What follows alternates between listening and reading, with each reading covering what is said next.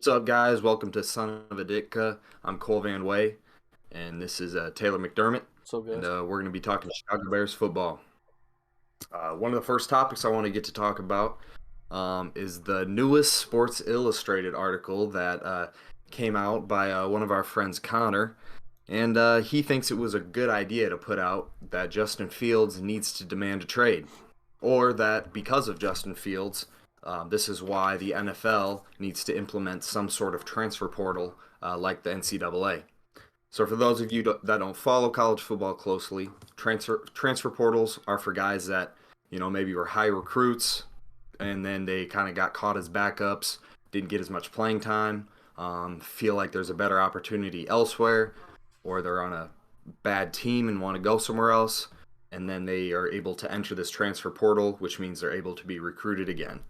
Um, the NFL version of that would have to be some sort of restricted free agency process because players can demand trades at any point in their career. But with contracts and with team goals and wins in mind, that does not mean they're gonna fucking get traded. So that's something. It's a non-issue. It's a non-topic. Pisses me off that that the narrative going around about the lack of moves shows lack of trust in Justin Fields, and that they're just trying to build a ground layer and then trade Fields to get one of the quarterbacks next year. And I don't buy that at all. Mike Florio from Pro Football Talk also had a comment about just the Bears' process going into this and the lack of weapons they sign, the lack of offensive line help, which are two major needs for the Bears. And he feels like that they're just setting them up to fail in a make or break year. And I think people forget that it is April. We still have an entire draft, and then there's always like a second mini free agency during the training camps, mini camps, when guys get cut. There's always these salary cap casualties of really good players getting cut, and I think people need to take a deep breath. Justin Fields is not getting traded. Justin Fields is not asking for a trade, and this is just all media frenzy, just trying to stir up some news because it's kind of the dead season in football right now. right, and I think people need to also understand, as far as this article, the NFL is a business. Kids aren't going to certain teams to get an education or for the long run play in the NFL or to play into college, the collegiate level, and then to move on with their lives as their major. They're playing this game as their job. And I think that's the difference between a transfer portal and actually running a team in the NFL. There's a difference right there. Another thing is, too, as far as the lack of weapons, it's pretty blatant that Ryan Poles and all the other staff in Chicago believe that Darnell Mooney could be that wide receiver one. And I think as fans, I think it's kind of a 50-50 coin toss within everybody's opinion on Darnell Mooney that he could be that guy. We take it back to 2018 and we look at the amount of weapons that even Mitch Trubisky had. We signed Allen Robinson, who just came off of a year with a torn ACL. And we were supposed to believe that he was going to be wide receiver one, and it turned out he was a top 10, top 5 even wide receiver in the league coming off of that ACL tear. Even with, the status quo of Mitch Trubisky not being, the performing quarterback that you're supposed to live up to at that number 2 overall pick, but Allen Robinson still performed. Now, Darnell Mooney could come into the season with Justin Fields in a whole entire different offense, in a whole entire different scheme, in a whole entire different staff, and they could perform to the potential. Justin Fields could perform to be that, Chicago traded up to him, we got that guy. D. Mooney could have a season. Remind you, inconsistency is in offense all of 2021 last year, and he still posted a 1,000-yard season. Now, if you could think about it, if our offense was on the field more than our defense was, what is Darnell Mooney posting then? And what if there was only one quarterback throwing to him? Like, he could have had that 1,500-yard season, and that's what we might see next year. Now, the outcome of Chicago Bears season, as far as, like, what that depends on, might not be, into a win-loss ratio, but as far as the development through Justin Fields and whether he is capable of performing for the Chicago Bears team in, the next year of 2022, I think I don't agree with this article whatsoever. Yeah, yeah, and I think people are putting not putting enough stock in the overhaul of the staff. I mean, we go from Nagy, and there's reports coming out now afterwards and after the firings and everything that the guys just it didn't make sense. Even you have a vet quarterback, a Super Bowl MVP in your quarterback room in Nick Foles, and being lip read on the sidelines saying that it doesn't make sense, it doesn't work. Um, Clearly there was something going on there. And you got a head coach that's trying to be a head coach, be a locker room guy, and also put together an offense.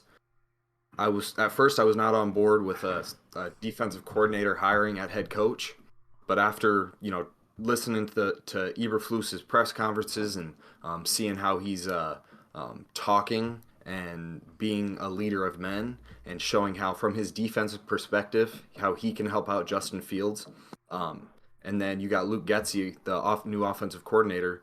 That's his job.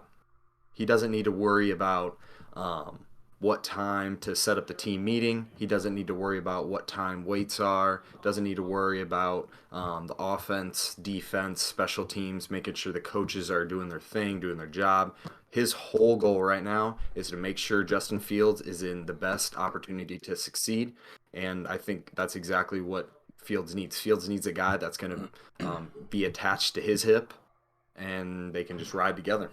And I think that was the difference between, you know, Nagy and I guess all the other staff last year is that Nagy was in a spotlight where he was trying to save his job more than anything. So it wasn't necessarily how do I develop Justin Fields. It was more so what are the necessary moves I need to make in order to save my job. You know what is going to make this fan base believe in me again. Now obviously we see the outcome of what happened now, but as far as this new coach, he comes in, he's already saying, I'm going to allow all the other staff members to do their job. And I think that's something that we never really got to see out of Nagy because Nagy was the guy, he wanted to have the playbook. If there was inconsistencies on the offense, doesn't matter. I want the playbook. And we just never got to see that coach come in and realize I'm a man of morale and I need to showcase in front of everybody because I am the leader of this team. But I also need to let everyone know that you guys have jobs to do and then you guys are more willing to do your job. Yeah, yeah, and I think people are getting too upset, about the lack of huge signings in free agency. But you have to understand when Ryan Poles came in, he came in with a roster that was old and that costed a lot. Yeah. He had not much room for maneuvering, not much room to make moves, and so one of his first moves he did was cut Khalil Mack or trade Khalil Mack, which is kind of a hard thing to do coming into a city that lives and breathes defense and just to cut ties like that. But it was one of those things that you just got to do it. And that kind of snowballed into some other small moves to get cap space, and that went into free agency as well. Of course, they tried to make a big splash on day one with Larry Ogunjobi, and he failed his physical. We're still waiting to hear on whether or not they might bring him back, just obviously on a much more less expensive salary. But they acted quick. And they brought in Justin Jones and from the Chargers, and he's going to be that placeholder there. They recently just signed Tavon Young, which is going to be, I think, a super, super underrated move because I believe in 2020, he got signed to a really, really long, good extension with the Ravens as a slot corner. I believe it was one of the top slot corner contracts. And then heading into the 2021 season, he got hurt, and that's just been his issue throughout his career is he's just had injury after injury, and that's why the Bears get him cheap. Ryan Poles wants guys that are going to come in and work for it and have a chip on their shoulder. If they're cheap, 1-year deals, you're going to have guys coming in wanting to play good so they can go into free agency next year and get that big contract. Signing these big splash free agents, just go back and look. How many times have the Jacksonville Jaguars won free agency? How many times have the Jets won free agency? How many times have the Dolphins that came away with some great big signings in free agency? And they're still in the shit shack of the league. winning free agency doesn't equate to wins on the field. And these low risk, small contracts are filling out depth on the team. And I think there's going to be definitely some shiners coming out of it. I think easily Lucas Patrick is a huge signing. I mean, of course, he was under center, playing center with Aaron Rodgers. So he had to be on his shit if Aaron Rodgers was trusting him making calls and protections. Okay, so being able to Justin Fields being able to go into games, understanding that his center knows what he's supposed to do and he can trust him. That's huge. That's huge that a center can look to the left or the right and then they can understand to the guy to the left, like, hey, we're blocking here. The guard and tackle to the right, they understand that where the pressure's coming, and the quarterback sees the communication and trusts that. And I think that'll be a huge, huge addition. They brought in Al-Quadin Muhammad, who was a D-end edge rusher from the Colts with Eberflus there in Indianapolis. I believe he had 6-7 sacks this past year, which is not bad at all. And I think it's just bringing guys in who understand his culture, understand the high motor, the intensity, no loafs, which is a term for not messing around. You got making sure you're running to the ball every step of the way. Also a new signing with Matt Adams. He's a linebacker brought over from the Colts. He's going to definitely be more of a depth piece with the Nicholas Morrow signing from earlier in free agency. But just getting guys in that understand the defensive philosophy. And I think this year we're really going to see a difference that coaching makes. We're not going to see the same issues happen in week 1 and then happen in week 2, week 3, week 4. If something happens, they're going to attack it and they're going to fix it during the week. And that's exactly why I think it's important that they're bringing in these guys who understand Eberflus's defense and not just the playbook stuff, but philosophy stuff, how they're supposed to act on the field, how they're supposed to act on the sideline when they're not in, and all that stuff kind of bleeds together. Right, and and that's the thing too with the overreacting of we lost all of our defense. The thing is about Eberflus and what he's bringing into this, and like what you were saying, we're giving these guys 1-year contracts to prove themselves to make the money, right? Now, whether they want to stay after the season or whether Chicago can sign them again, that is totally in the future. But what it does is you're not bringing in these veterans, right? And that was the thing about Khalil Mack, and kind of where I could see why we needed to trade Khalil Mack as far as cap space and everything going on. But he also just came off a foot surgery. We do not understand or we don't know what is going to happen with Khalil Mack as far as years to come. Is his career over? Is his foot injury, a big deal? Is it going to hinder the way he plays? And at the end of the day, we still had Robert Quinn come off of, what was it, a 17 and a half year sack? Mm-hmm. Yeah, it led the franchise. No Khalil Mack damn near all year. We still have guys. We still have Jalen Johnson. We still have Robert Quinn, God damn it. Robert Quinn. Robert Quinn, and then we have Travis Gibson. Yep. Right. Mm-hmm. So there's guys out here that we already have, and then we're bringing in fresh guys, fresh legs, and even familiar faces with Eberflus, and we still have a defense, right? I don't see the overreaction of Khalil Mack. We didn't have him last year. Our defense was still fine. It's still Chicago Bears. We will always have some sort of mid to even top 10, top 5 defense. I'm not worried about the defense whatsoever as far as what Eberflus is trying to do there. Offense, on the other hand, is a little bit different. I really hope that Ryan Poles does, take away as far as, really targeting the draft for more offensive depth, more offensive weapons. And a lot of it goes into these fresh guys that we've drafted in years past as far as, Cole Kmet, Teven Jenkins on the O-line. I mean, we got to have these guys come out and really prove themselves this year. And not only those guys, but Justin Fields as well. Yeah, and I think that's a good transition into what we are looking at about a little over 2 weeks away is the 2022 NFL Draft, and it's been a big debate, especially over this past week as off-season pre-draft processes are winding down, and you have guys going up and down boards, up and down Mel Kiper's mock draft, Todd McShay's mock draft, and you really kind of get to see how things are shaping out. Obviously, with the Bears only bringing in Byron Pringle and Equanimeous St. Brown in free agency, they're going to be attacking the wide receiver position in the draft.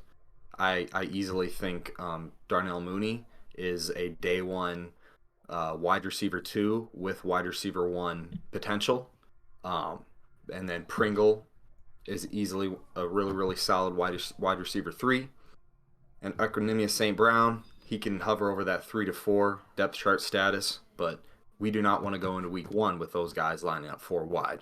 And so I think now we can talk about the Bears. They have 3 picks in the top 100, pick 39, pick 49, and pick 71 in the third round.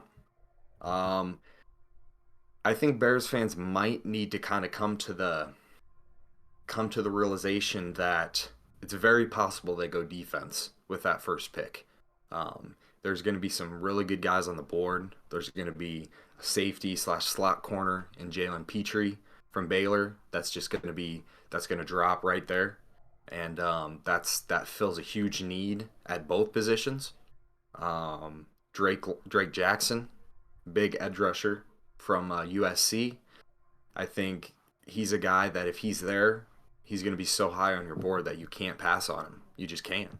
I think it's very, very possible that we might see a corner slide, and especially with the run on with wide receivers in the first round. But it goes without saying that wide receiver and offensive line need to be attacked with one, hopefully two of these top 3 picks in the top 100, because after that third round goes on, of course there are outliers. There are guys that perform way more than they're supposed to as rookies, but you can't go into the season expecting a fourth, fifth, sixth rounder, seventh rounder to come in and contribute and to make a valiant effort and be a valuable contributor to the team. So these first 3 picks, especially not having one in the first round, is going to be super critical. There's going to be wide receivers there. There's going to be guys like Alec Pierce from Cincinnati, Christian Watson from North Dakota State. David Bell had a pretty rough combine and draft process, which has dropped him down boards. But he's a guy that when you turn on the film, he produced every single time. And I'm taking film over a fitness competition every single day of the week. And so David Bell, I think, could easily be there at pick 71. And there's guys later on. We can talk about Sky Moore from Western Michigan, a quick, shifty, slotty guy. And Tyquil Thornton from Baylor. He's a guy you can get maybe in the 5th round, later at 4th or 5th round. And they may be able to get lucky and have George Pickens fall as well. But I think he's a guy that's recently his name's getting hot again. And as he gets even healthier and healthier from that injury over a year ago now, that he might sneak into that first round. Yeah, and I mean, if you look at the draft as far as patterns that happen and stuff, usually, 9 times out of 10, you can only really predict that, the first 10 that go. Everything else comes down to like who needs what. But we're gonna have these GMs out here, and they're gonna go, well, yeah, we need that wide receiver, but we'll take a DN. There's always that type of commodity within side of this draft. So I could see us, pulling out something like that too. As much as I want to go with a wide receiver with our first pick there, I mean, it's just patterns in the draft. But like I said, as far as like draft boards and stuff, I'd love to have George Pickens on the Chicago Bears roster. And then yes, David Bell too. Like you said, a guy that on film does his job, and we need that. Every Plus would love a guy like that. And yeah, that's really all I have to say about that.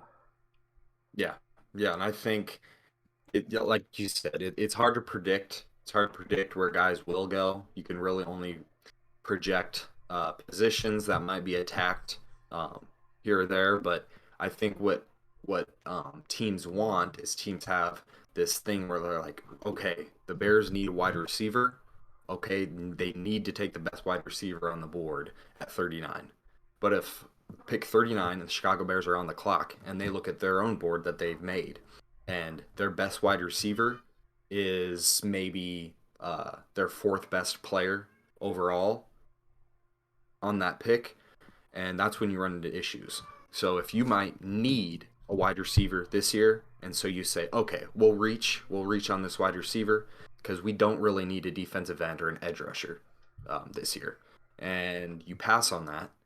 But then this year, Robert Quinn maybe has another lackluster year like he did in 2020, and Travis Gibson doesn't really show as much growth as you hope he would by now. And now all of a sudden, D end is a huge need, and you could have just had a first round talent that fell to you right there. But because you went over need versus best player available, that's where you run into issues.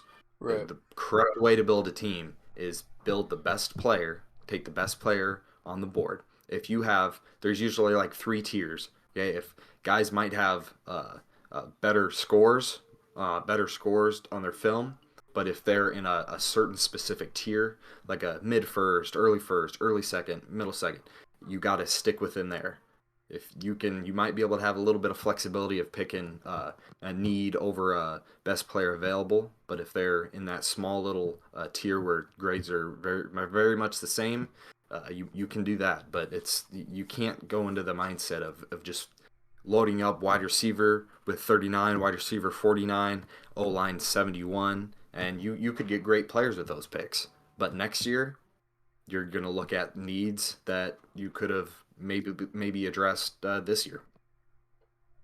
Right, and that kind of comes into free agency too. Like, wouldn't you say that, GMs kind of sit back and they're like, okay, knowing the free agent market next year, is a wide receiver really that much of a priority right now? In a year where we are trying to rebuild and trying to find players to develop, is a wide receiver in this draft right now, knowing next year's market and free agency, is it really that important? Do you ever think that, GMs just sit back and kind of think about that as far as like a chess game piece? Oh yeah, they're definitely looking ahead, and that's why I believe, like quarterbacks always get selected way earlier than they should, especially this draft. There's not a quarterback that pops off film and makes you go like, I need that guy. But teams need quarterbacks to succeed, and so they're always going to be picked ahead. But I know for a fact the quarterbacks are going to go a tad later than usual, just because they're looking ahead to next year with C.J. Stroud coming out, and then you got what's his name from Alabama, Bryce Love. Bryce Love from Alabama coming out, and so they're looking ahead, going, okay, we really like these guys coming out next year. We like but don't love these quarterbacks, and so yeah, they're always looking ahead to figure out, okay, can we take this? This is a best player available, because we know maybe the free agency market next year is going to be heavy with O line, heavy with D line, and things like that, and I think, yeah, everyone has their own process, but overall, everyone's always looking ahead to try to find out where they can cut corners and save, in a sense, in order to get max production out of a pick or out of a player next year. And that's why it kind of leads me into my top 100 favorites. So I already kind of talked about 2 out of the 4 of these guys, in David Bell. He's, like I said, he had a really bad combine and pre-draft process. He ran slower than a lot of people thought, didn't jump as high, didn't jump as far. So overall, his overall pre-draft statistics look like he is just not an athletic guy, which, could be dangerous. But when I turn on that film, he's a guy that showed up week in, week out, and you did not want to be lined up across with him man on man.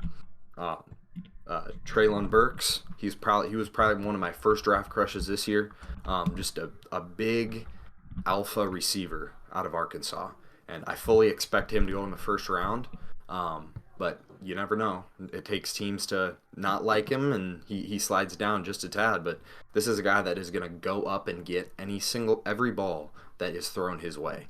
He can contort in really crazy ways. He can grab balls with one hand at a body and a half ahead above a corner, and that right there is like an alpha wide receiver that the Chicago Bears need on their roster. That's a DK Metcalf. That's a AJ Brown. That's a guy that doesn't give a shit who you are and who you are covering him, how many years you've been in the league. He's gonna go up there and he's gonna get the ball. The obvious with Kayvon Thibodeau, edge rusher out of Oregon. Been a lot of mixed reviews on him with his work ethic and whether he wants to play football and if his drive is there. But I mean, you turn on the tape and he's productive. Even when he misses sacks, he's still being disruptive. He's making the quarterback run out of the pocket, which is good for the teammates. He's gonna change a franchise. He's gonna change the motor on whatever team he goes to, and I don't think you can go wrong picking him. And I mentioned Drake Jackson earlier, 6'4", 250. He looks bigger on film. He just is he looks tall and lanky, but he just looks solid. And he's a guy that is athletic enough to maybe drop back into coverage every now and then. But moving over into this 4-3 kind of base defense, it'll allow him to put his hand in the dirt and just rush off the edge and get as many sacks as he can. And I think having Robert Quinn on one side, and then you have Travis Gibson, who showed a lot of flashes these past 2 years, starting on the other, and then having a guy like Drake Jackson rotating in. I easily think if Drake Jackson is available there at 39 or 49, and the Bears pick him, that he could be the starter there by mid-season if he continues to trend the way that it looks like he's trending. Right. Yeah, I could totally see Chicago having another, top 5 defense with this defense alone, without Khalil Mack, without Akeem Hicks. Like, I could see it. I mean, you got 2 good guys coming off the edge there. And all it has to happen is these 2 guys to perform the same way that they are. That's really it. Just keep on, with the efficiency. I could just see this defense being so good next year, as far as like that 2018 season where everyone was kind of on the edge, like, oh, is this going to work out? And then we come out and, arguably the best defense in the league, back in 2018. I know I bring up 2018 a lot, but man, that was just such an exciting year. And that's when we were happy. That's when we were happy. and to pinpoint that is like, we're kind of treading in that way, like in the worst part and the craziest part to think about. I guess it's not even the worst part, but the craziest part to think about is, as far as a trend, we went from Mitch Trubisky in his sophomore year, went from John Fox to Matt Nagy. Now we're back at Justin Fields in his sophomore year, new head coach, and a whole lot of what if. And if everyone remembers, and we all take a step back, we signed Khalil Mack later on. That Khalil Mack thing, we woke up to it and we're like, whoa. That's when it brought excitement. Now, what's going to take right now? Remind you, back in 2018, before the Khalil Mack signing, there was really, a juggle of the what ifs. The same thing that's going on right now. Or is Mitch Trubisky the guy? Or is Justin Fields the guy? It was the same type of conversation. But what is it going to take as far as a signing or move? Is it going to make the Bears fans, Bears community excited again? And to bring it all back, it's trending in the right direction, where not a whole lot of big names. We had Taylor Gabriel, we had Allen Robinson, and then that Khalil Mack signing, and then all of a sudden everyone just started like hold on, what is it going to take? So now to the kind of branch this in, what is the predictions? Knowing that we're heading into the draft and we're not getting too crazy on free agent signings or anything like that right now, what is the prediction as far as what is to come for the Chicago Bears team? I fully expect them to attack wide receiver and offensive line heavily in the draft, whether that is second, third round, fourth, fifth, sixth, seventh, whether they trade back, trade up. I fully expect them to still attack that. It's just a matter of when. And whoever they do pick, those guys, the receiver room and the O-line room is thin. So the guys that they do pick are going to be expected to step in and show some sort of production. Yep. And with Ryan Poles and Ian Cunningham both being former offensive linemen, and they know what it takes. They understand what it's going to take. They didn't want to re-sign James Daniels. I mean, he was not a fit for them, and they didn't like what they saw on tape from him, and so they clearly have an idea of what they want. So I'm going to trust the guys that they'll bring in. Right. If they get their guys, I fully expect Fields to have the best season of his young career, and I think right now we're looking more at Fields' development over wins and losses. But man, the AFC is stacked with quarterbacks, and I think right now it's not out of the question to say that Justin Fields is the fourth or fifth best quarterback in the NFC right now. And I know it's not saying much, with guys like Kirk Cousins and Dak Prescott and who we got, Carson Wentz and things like that. But it's possible that this guy could come on the scene and light it up. And with an NFC heavy schedule and the teams we're going to be playing, it's, it could pop off. The season could be a lot better than we're expecting. But I'll be a very, very happy guy if Fields shows promise, shows that, okay, he took another big step. But we're hovering over the 4 or 5 win mark. And we got a first rounder next year. And then 2023 cap space is through the roof right now. And that's when they go. That's when they make their moves. That's when they sign their guys. And that's when we're going to see the most improvement from the Chicago Bears. This year is just going to be like studying for a test almost. This year is just going to see like, okay, who's receiving the coaching, who's learning from the corrections, who's correcting the mistakes from week to week, and what guys are we going to be able to bring with us next year. And so that's my opinion on the year. I think 4 to 5 wins is easily done, but it could happen. More could happen. Right. I'm looking at this and, I'm seeing 4 to 5, right? And honestly, to hell with it. I would say you talked to me about a month ago. I'm like, shit, we might look like Jacksonville last year, But now that I'm starting to like really pay attention to it, playoffs, man. I'm seeing a playoff berth here. And the reason why I say that is because, once again, what you said. We're going against Kirk Cousins. We're going against Aaron Rodgers with no weapons. Now, regardless, they do have 2 first-round picks, and they could pop off at 2 wide receivers. Don't get me wrong. But all the talent is in the AFC right now. We're going to be playing against teams that are, the Dak Prescotts, the Jalen Hurts, the Carson Wentz. Those type of guys. That's who we're competing against. Like if this team turned it around, right, as far as a new offensive scheme, it maybe it benefits Justin Fields to the prime of whatever, and he comes out, he throws for 4,000 yards. Yes, then Justin Fields is a top 3 quarterback in the NFC. Crazy to think about, but that's the truth. I mean, you have Tom Brady, Matthew Stafford, and then who else is throwing for those 4,000 yards? Dak Prescott, Kirk Cousins. That's your community. That's the pack that you're in right there. I could see Chicago with no expectation, with the bare minimum floor, and come out and possibly win up to 12 games this year. Seriously, you look at that, as far as opponent-wise, the teams that we're playing, and what the NFC North is, we have to also pay attention. The NFC North is probably at the weakest point that I've seen it in the last 2 decades. Maybe. Because we're playing against Aaron Rodgers, once again, no weapons. We're playing against Minnesota, that every time black and white, Super Bowl bound team. They can never get it done.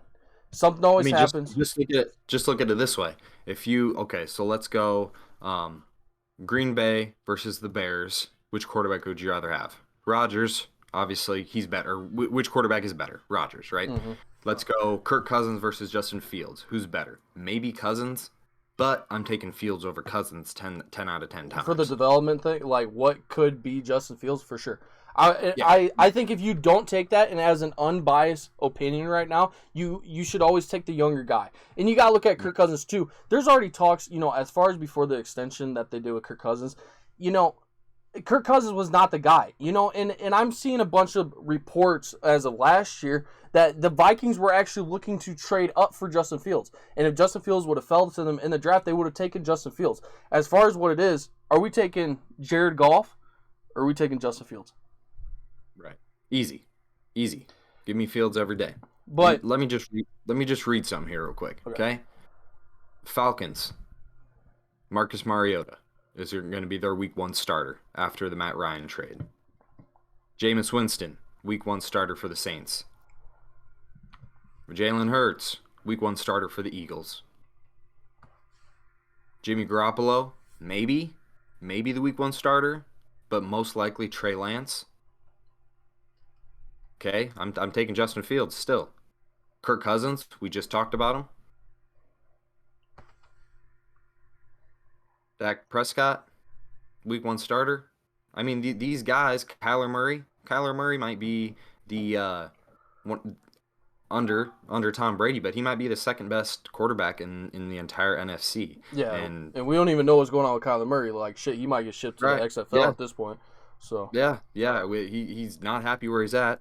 Matt Stafford, we've seen his whole career in the Lions, and I'm proud of him. He finally got his ring. Yep. But we all know how it's hard to repeat, and it's hard to have a successful season back to back. Yep.